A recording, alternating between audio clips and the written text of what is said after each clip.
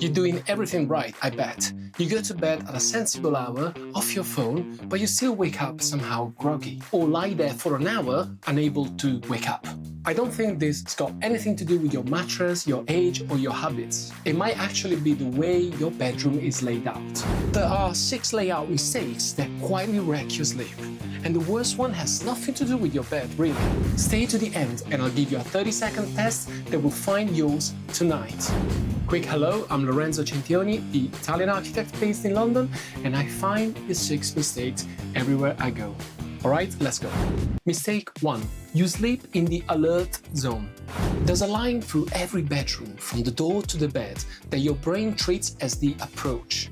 If your bed sits so that the first thing exposed to the doorway is you, your head, your back turned to it, some ancient part of your nervous system stays half on guard all night, sort of listening. The thing is that you don't notice it consciously. You probably feel it as light, restless sleep. The fix isn't superstition, it's geometry. Lay the room out so the bed has a solid wall behind the headboard and sits out of the direct line of the door. Ideally diagonally across from it, so you can see the entrance without being aimed at it. Get that one angle right, and finally the room will start to feel more relaxing, and I'm sure that your sleep will benefit from it. The next one isn't about bed at all, but almost everyone gets it wrong. Mistake 2. The door swings into the room. Most bedroom doors swing inwards, into the room, and almost nobody thinks about what the swing arc is. It switches across a quarter of your floor sometimes. So what it does, effectively, it opens straight onto your bed or wardrobe that you can fully open. And worst of all, in many rooms, it means a sliver of hallway light and noise rakes across the bed every time someone passes. The fix here is generally architectural.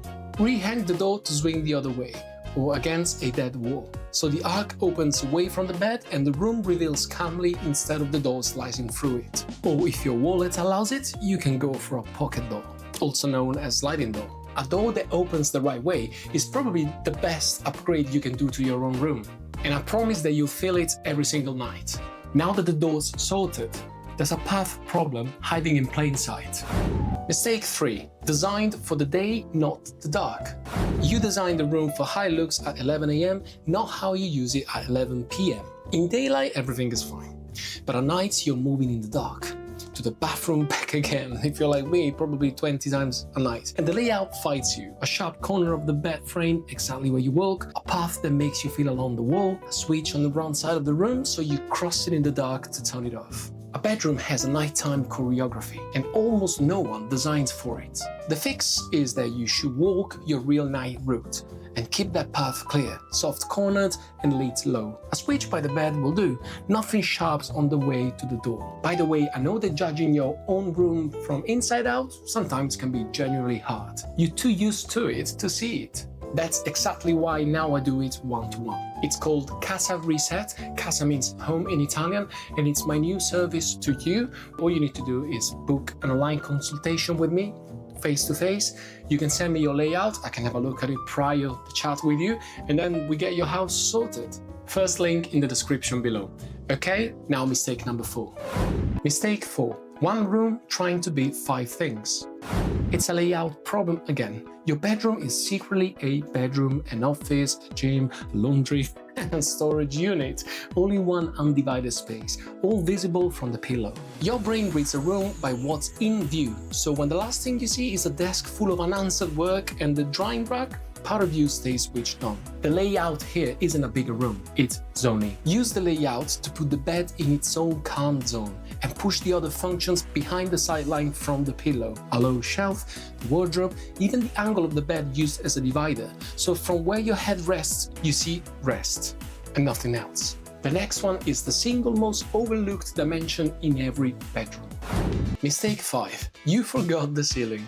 I'm sure you planned the room looking down at the floor and forgotten the one surface you actually stare at night. When you lie in bed, the ceiling is your entire view, yet it usually has one harsh light fitting glaring straight down at you, dead center. The last thing you see before sleep and the first thing blasting you awake. The fix is to design the bedroom from the lying down view. Get the light off the center of the ceiling and onto the walls. Bedside lamps, for example, a couple of low warm sources you control from the pillow so the ceiling stays soft and dark.